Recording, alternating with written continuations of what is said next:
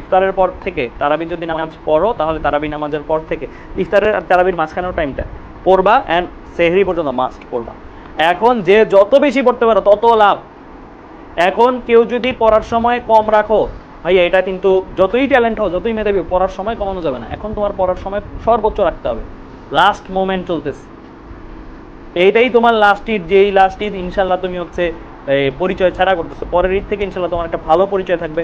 ক্যাম্পাসে যে ইফতার করবা সবাই মিলে একসাথে অনেক কিছু হবে, মানে অনেক ভাল লাগবে আর কি।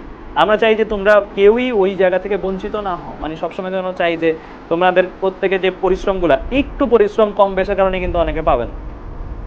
নিজেকে নিজের লিমিট পর্যন্ত পুশ করো, হাইয়েস্ট লিমিট পর্যন্ত, মানে সর্বোচ্চ করতে পারো পরিশ্রম, একদম মানে হাইয়েস্ট যতটুকু করতে পারো, মানে একদম জান লাগায় বলে না, একদম লাস্ট পর্যন্ত, ঠিক আছে, জীবন মরণ পর্যন্ত দেখতে পারো। ওই রকম যদি করতে পারো তাহলে ডেফিনেটলি ভালো একটা জায়গায় কিছু একটা হয়ে যাবে।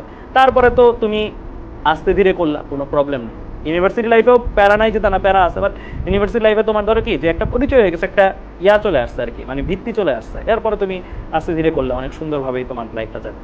সো পরের ঈদে চাও না তোমরা যে পরের ঈদে তোমরা একটা ভালো ইউনিভার্সিটি স্টুডেন্ট হও, অ্যান্ড দেন তোমাদের ইফতার পার্টিগুলোতে তুমি যাও। অ্যালামনাইদের অনেক ইফতার পার্টি হয়, যেমন বুয়েটে অ্যালামনাইরা মিলে ইফতার পার্টি করে, সিনিয়র জুনিয়র সবাই মিলে একসাথে হই। ঢাবিতে ওই জিনিসগুলো আরও বেশি কালচারালি তারা আরও বেশি স্ট্রং। সো মানে এরকম তোমার যে ইউনিভার্সিটি আছে সেই ইউনিভার্সিটি কিন্তু একটা লিগেসি আছে, মানে যে অ্যালামনাইরা আছে তাদের সাথে কিন্তু তোমার একটা বন্ধন বা একটা কমিউনিটির পার্ট হতে যাচ্ছে। ইউনিভার্সিটিকে জাস্ট ট্রিট করিও না, তোমাকে পড়াই দিই। ইউনিভার্সিটি কিন্তু শুধু পড়ার জায়গা না, কলেজ শুধু পড়ার জায়গা, আমরা শুধু পড়ার জায়গা, কিন্তু ইউনিভার্সিটি একটা কমিউনিটি।